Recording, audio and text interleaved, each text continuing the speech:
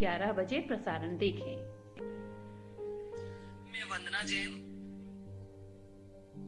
शासकीय उच्चतर माध्यमिक विद्यालय बरखेड़ी, हिंदी विशिष्ट पद्य खंड कक्षा 12वीं की नीति का बिहारी के दोहे को आज आपके सामने प्रस्तुत करूंगी। सबसे प्रथम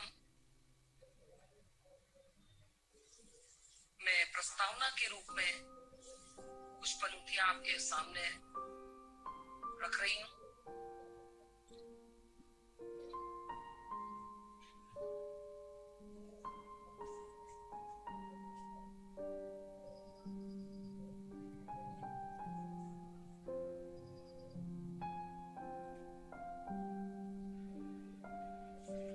जैसा कुछ साहित्यकारों ने विभिन्न विषयों पर अपने विचारों की अभिव्यक्ति गद्य के रूप में, कहानी, निबंध, संस्मरण इत्यादि भी लिखकर की है, उसी प्रकार कई कवियों ने केवल काव्य रूप में अपनी भावनाओं को व्यक्त किया है। इसमें रीतिकालीन कवियों में आज हम बिहारी के दोहे नीति काव्य के रूप में पढ़ेंगे। बच्चों पर बिहारी जी का जीवन परिचय पढ़ेंगे। बिहारी जी का जन्म सन 1595 में ग्वालियर के चौबे परिवार में हुआ था। इनके पिता केशव राम थे। इनकी मृत्यु सन 1663 में हुई। बिहारी जी के जीवन वृतांत के बारे में निम्न दोहा प्रचलित है। जन्म ग्वालियर जानिए, खंड बुंदेले बाल, तरुणाई आई सुखद, मथुरा बसी ससुराल। रचनाएं। बिहारी जी की एक ही रचना है जिसमें 713 दोहे हैं, जिसे बिहारी सस्से के नाम से जाना जाता है। सस्से के दोहे में अर्थ की गंभीरता है। कम शब्दों में अधिक से अधिक मर्मस्पर्शी अर्थ की अभिव्यक्ति क्षमता होने के कारण इनकी प्रशंसा में कहा जाता है कि सस्सैया के दोहरे ज्यों नाविक के तीर देखत में झोंके लगे, घाव करे गंभीर। भाव बच्चों, साहित्य जगत की बगिया को सजाने के लिए बिहारी जी ने अपने दोहों को 4 भागों में बांटा है। श्रृंगार परक, भक्ति परक, नीति परक एवं प्रकृति चित्र। इन विषयों पर बिहारी जी ने अपने भावों की अभिव्यक्ति की है।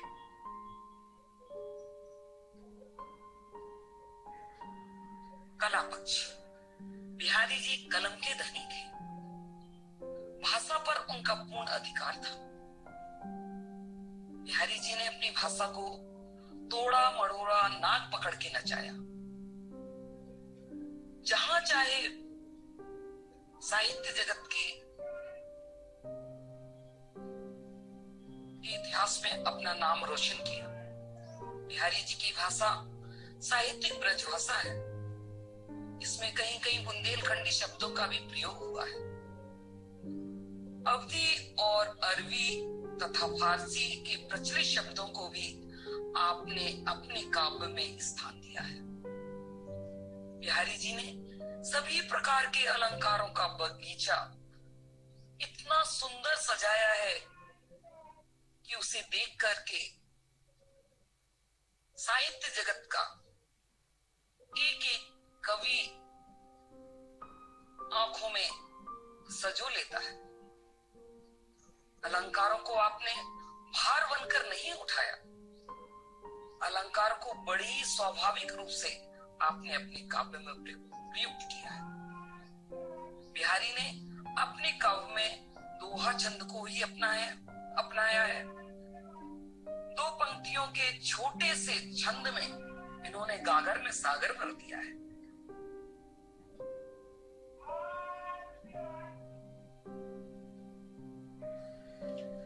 साहित्य में स्थान। बिहारी जी बहुमुखी प्रतिभा के धनी थे। नक्सिक वर्णन, नायिका वेद, प्रकृति चित्रण, रसचंद अलंकार सभी कुछ बिहारी के काव्य में उत्कृष्ट है। आचार्य रामचंद्र शुक्ल ने बिहारी जी के विषय में सत्य ही कहा है। जिस कवि में कल्पना की समाहार शक्ति के साथ साथ भाषा की समास शक्ति जितनी अधिक होगी उतनी ही उसकी मुक्तक रचना सफल होगी। यह क्षमता बिहारी में पूर्ण रूप से विद्यमान है। बच्चों, अपन अब बिहारी जी के दोहों पर दृष्टि डालेंगे। ध्यान से देखिए। पहला दोहा है, समय समय सुंदर सवे, रूप को रूप ना को, मन की रुचि जेती जेते, तितते ती रुचि हो। समय समय सुंदर सवे, रूप को रूप न कोय, मन की रुचि जेती जिते, तितते ती रुचि हो। बच्चों, इसमें कुछ कठिन शब्द आ रहे हैं। समय समय यानी समय समय पर, सवे यानी सभी, कुरूप यानी बदसूरत, रुचि यानी पसंद, जेती यानी जितनी, तीन यानी उसमें, तैती यानी उतनी।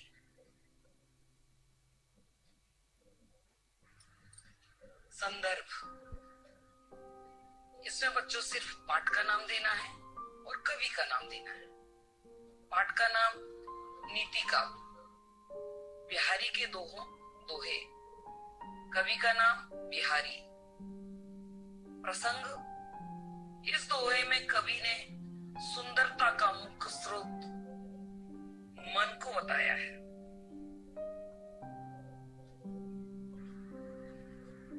व्याख्या, समय समय पर सभी वस्तु सुंदर होती है। सुंदर असुंदर कुछ भी नहीं होता। हमारा मन जिसको भी पसंद कर लेता है उसमें उतनी ही रुचि हो जाती है, वह वस्तु हो या व्यक्ति। मन जिसको पसंद करता है, हमारी दृष्टि, हमारा मन बार बार वही वही जाता है। लाख मना करने पर हमें वह वस्तु असुंदर या कुरूप कभी भी नजर नहीं आती। काव्य सौंदर्य या विशेष, प्रस्तुत पद में ब्रज भाषा का प्रयोग अनुप्रास अलंकार की छटा बिखेरी गई है। बच्चों, अब अपन दूसरा दोहा लेते हैं। दूसरे दोहे में कवि के विचार। दोहा है, मरत प्यास पिंजरा पर्यो, सुआ दिनन को फिर, आदरु दे दे बोलियत, बायस बलि को बैर। इसको आप गा के भी सुन सकते हैं। मरत प्यास पिंजरा पर्यो, सुआ दिनन को फिर,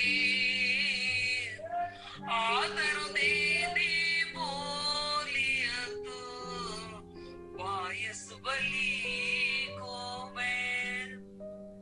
आपको जैसा भी अच्छा लगे आप समझने की कोशिश करें। कठिन शब्द है इसमें। मरत यानी मरता है, सुआ यानी तोता, बायस यानी कौवा, बलि को बैर यानी खाना खिलाते हैं। प्रसंग, यहाँ समय के फेर के बारे में बताया गया है। व्याख्या, कविवर बिहारी जी कहते हैं कि संसार में समय का ही महत्व अधिक है। कवि उदाहरण देते हुए समझाते हैं कि असमय के चलते तोता पिंजरे में प्यासा मरता रहता है और दूसरी ओर कौवा का सुसमय चल रहा है कि कनागतों या श्राद्ध पक्षों के समय उसे आदर दे देकर बुला बुलाकर खीर खिलाई जाती है। ढूंढने से भी कौवा आजकल मिलता नहीं, फिर भी लोग अपने पुरखों को कौवा के रूप में उनकी छवि निहारते हुए उनको खीर खिलाते हैं और अच्छा भोजन खिला करके अपने को धन्य मानते हैं। यह अच्छे और बुरे समय की बात है। काव्य सौंदर्य अनुप्रास अलंकार की छटा बिखेरी गई है। तीसरा दोहा, बड़े न होजे गुण नवीन, बिरत बड़ाई पार, कहत त तोरे सो कनको, गहनो घड़ो न जाए। कठिन शब्द। पूजे यानी होते, बिरद यानी नाम, कनक यानी सोना, गढ़ो यानी बनाना। प्रस्तुत दोहे में कवि बिहारी जी ने बिना गुणों के कोई बड़ा नहीं हो सकता। व्याख्या। कवि कहता है कि बिना गुणों के सिर्फ नाम या यश प्राप्त करके कोई बड़ा नहीं बन जाता। जैसे दतूरे को कनक सोना भी कहते हैं, लेकिन उससे गहना नहीं बनाया जा सकता। नम्रता व्यक्ति का आभूषण है, जो कि उसको मानवता में चार चांद लगा देता है। हमें हमेशा नम्र होना चाहिए, तभी हम बड़े से बड़े काम को शीघ्रता से कर सकते हैं। काव्य सौंदर्य। प्रस्तुत दोहे में दोहा छंद है, अनुप्रास अलंकार की छटा को बिखेरा गया है।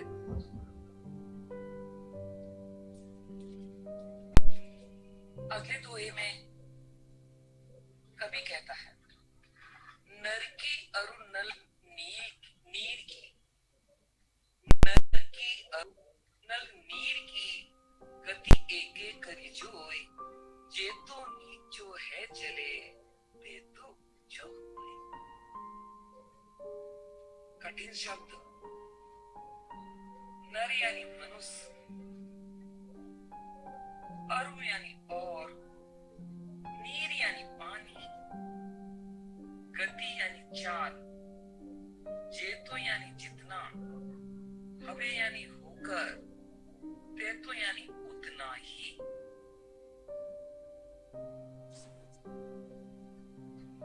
बच्चों, संदर्भ में आपको कवि का नाम और पाठ का नाम लिखना है। प्रसंग देखिए। यहाँ कवि ने मनुष्य की नम्रता को महत्व दिया है। व्याख्या। कवि कहता है कि नल और नर की चाल एक सी होती है। जितना नीचे वह चलेगा उतना ही ऊंचा उठेगा। अर्थात पानी को हम जितना नीचे से लेंगे, पानी का नल जितना नीचे गहरा होगा, उतना ही वह ऊंचा तेज रफ्तार से पानी स्वच्छ और अच्छा आएगा।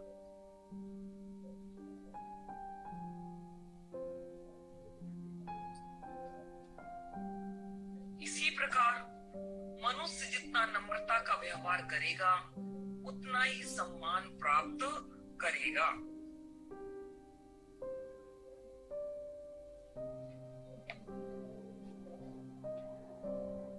नम्रता व्यक्ति का आभूषण है,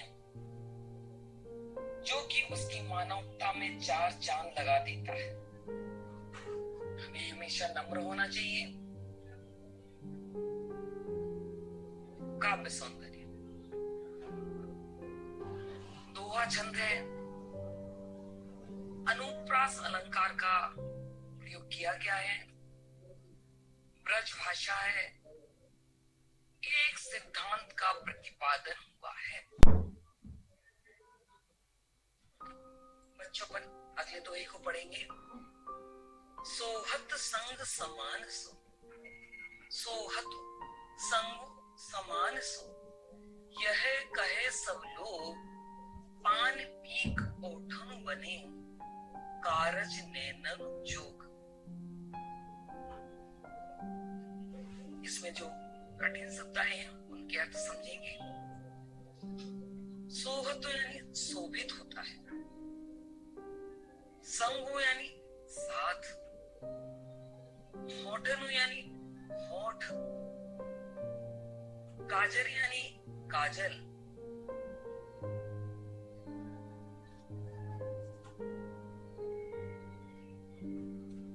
प्रसंग। यहाँ कवि ने बताया है कि सात समान लोगों में ही शोभा देता है, साथ समान लोगों में ही शोभा देता है। व्याख्या।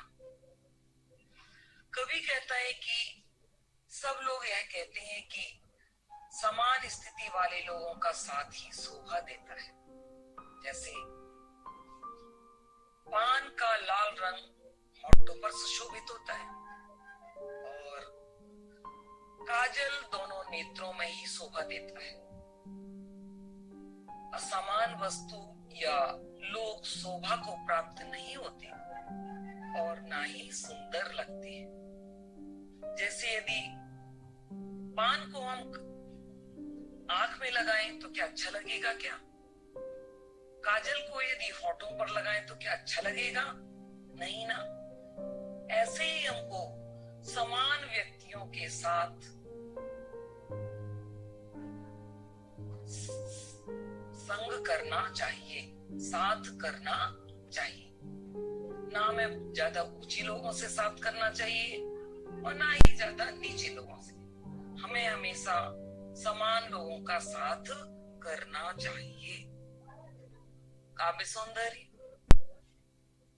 दोहा छंद है, अनुप्रास अलंकार है, ब्रज भाषा का प्रयोग किया गया है, एक सिद्धांत का प्रतिपादन हुआ है।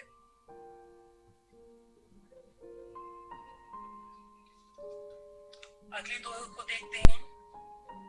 को कही सके बड़न सो, को कही सके बड़न सो, लखे बड़ी ये भूल, दीन दये गुलाब की उंडार के फूल। समझ में आया? कठिन शब्द। बड़न सो यानी बड़े लोगों से, लखे यानी देख कर, दीने यानी दिए,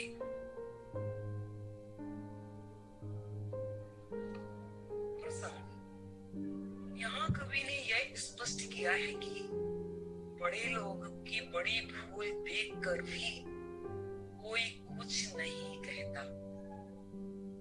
समझ में आया? कवि क्या कहना चाहता है कि बड़े लोग चाहे कितनी भी बड़ी भूल कर लें, उसको देखकर भी कोई कुछ भी नहीं कहता। व्याख्या में लिखेंगे। कवि कहता है कि बड़ों से उनकी बड़ी भूल को देखकर भी कोई कुछ नहीं कहता। ईश्वर ने इतने सुंदर गुलाब के डाल पर इतने सुकोमल फूल को तो रखा है, पर उनकी डालों में क्या बना दिया है? कांटे ही कांटे रख दिए। कांटे और गुलाब का क्या संग? मन सरोज बढ़ी जाए, घटत घटत सु ना घटे, घटत सु ना घटे, परु संगुल मुगलाए।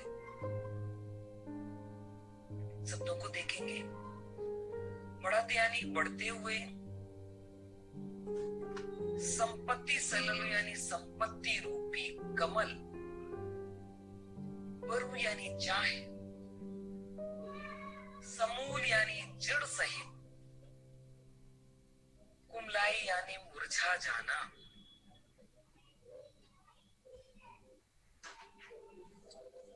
प्रसंग। यहाँ बिहारी जी ने संपत्ति के साथ मन के बढ़ने का तत्व प्रकाशित किया है। व्याख्या।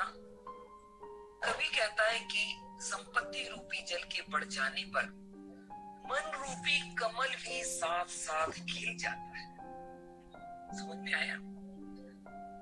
संपत्ति रूपी जल जब बढ़ता जाता है तो मन रूपी कमल साथ साथ खिल जाता है, लेकिन संपत्ति रूपी जल के घटने पर मन रूपी कमल घटता नहीं है। चाहे जड़ सहित मुरझा जाए, पूरे कुम्हला जाए, नष्ट हो जाए, लेकिन हमारा मन रूपी कमल कभी भी घटता नहीं है। अर्थात धन के बढ़ने पर मनुष्य का मन हर बात पर ऊंचा होता चला जाता है, लेकिन धन की कमी आने पर मन के अहंकार या बड़कपन में कमी नहीं आती है। चाहे वह नष्ट होने को मजबूर क्यों ना हो जाए। काव्य सौंदर्य, दोहा छंद, ब्रज भाषा, पुनरुक्ति, प्रकाश अलंकार, रूपक अलंकार का बगीचा सजोया गया है।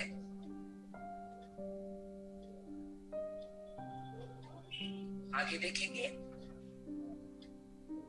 बुरो बुराई जो तजे, बुरो बुराई जो तजे तो चित खरो डरात, जो निकलंक मयंक लखे गने लोक उत्पात। कठिन शब्द। बुरो यानी बुरा व्यक्ति, तजे यानी छोड़ना, चितु यानी मन, खरो यानी सच्चा, निरंकुश यानी निष्कलंक, मयंक यानी चंद्रमा, लख यानी देखकर, गने यानी गिनना, उत्पात यानी उपद्रव। प्रसंग। इस दोहे में यह तथ्य उद्घाटित किया गया है कि कोई बुरा व्यक्ति बुराई छोड़ भी दे तो भी लोग उस पर शंका करते हैं। समझ में आया? हम एक बार बुराई करते हैं, लेकिन कलंक हमारे माथे पर अमिट हो जाता है। व्याख्या। बुरा व्यक्ति यदि अपनी बुराई का परित्याग कर भी देता है तब भी सभी लोग उस पर शंका करते रहते हैं। उदाहरण के लिए, निष्कलंक चंद्रमा को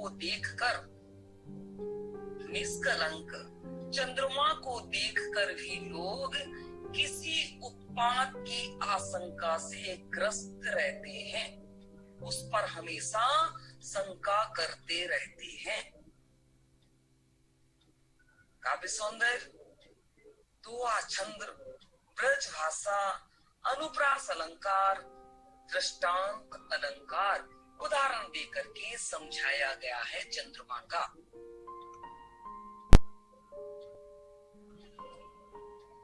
अगला दोहा। दिन 10 आदर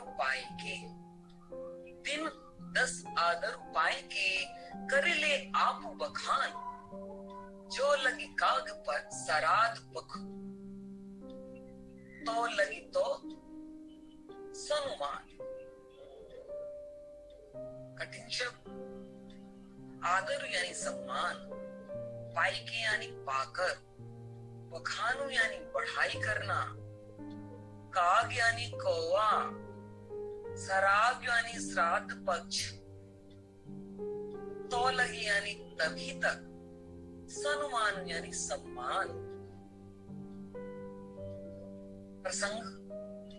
प्रस्तुत दोहे में कवि ने इस तत्व को उजागर किया है कि थोड़े दिन के सम्मान को पाकर हमें कभी भी अपमान नहीं करना चाहिए,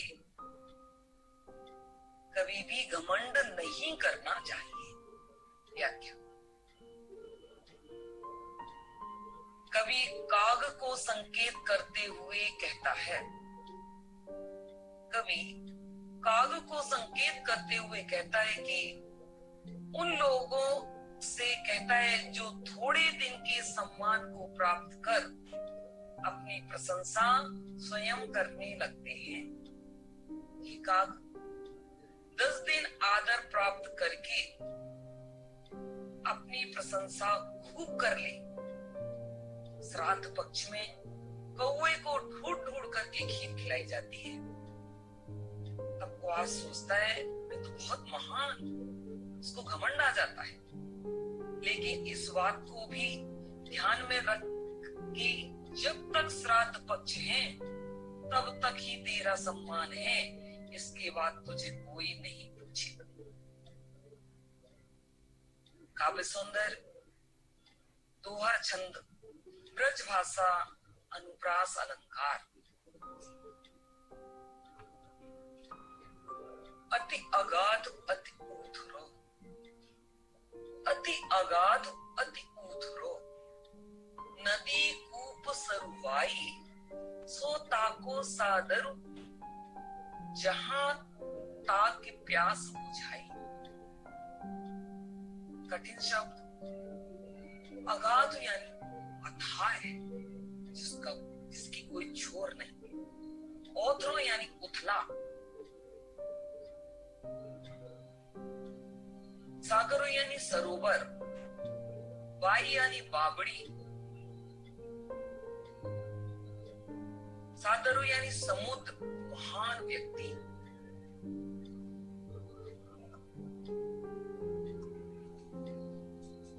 प्रसंग। इस दोहे में कवि अनेक प्रतीकों के माध्यम से इस तथ्य को स्पष्ट करता है कि जहां जिसकी आवश्यकता पूर्ण हो जाती है उसके लिए वही व्यक्ति महान है। व्याख्या। कवि कहता है कि नदी, कुआं, सरोवर या बावड़ी चाहे गहरे हो या उथले, जो भी जिसकी प्यास बुझा देता है वही उसके लिए सागर के समान है। कहने का तात्पर्य है कि संसार में जो कोई भी किसी की भी आवश्यकता को पूर्ण कर देता है उसके लिए वही व्यक्ति महान होता है। जिससे हमारा काम बनता है, जो हमारे काम आता है, वह हमारे लिए बहुत बड़ा है, भगवान के समान है। काव्य सौंदर्य, दोहा छंद, ब्रज भाषा, अनुप्रास अलंकार। बच्चों गृह कार्य लिखेंगे। अभी जितने भी दोहे पढ़ाए गए हैं उन दोहों के बीच से ये प्रश्न बनाए गए हैं। इन प्रश्नों के उत्तर हमें, यदि दोहे समझ में आएंगे तो जरूर हम प्रश्नों के उत्तरों को कर लेंगे। पहला प्रश्न है, बुरे आदमी द्वारा बुराई त्याग देने पर खरे व्यक्तियों पर क्या प्रभाव पड़ता है? दूसरा प्रश्न, एक ही वस्तु किसी को सुंदर और किसी को कुरूप क्यों नजर आती है? तीसरा प्रश्न, संपत्ति रूपी जल के निरंतर बढ़ने से मनुष्य पर क्या प्रभाव पड़ता है? चौथा प्रश्न, क्षणिक आदर प्राप्त कर आत्म प्रशंसारत व्यक्तियों का अंत क्या होता है? प्रश्न, नर और नल नीर की तुलना कर बिहारी क्या कहना चाहते हैं?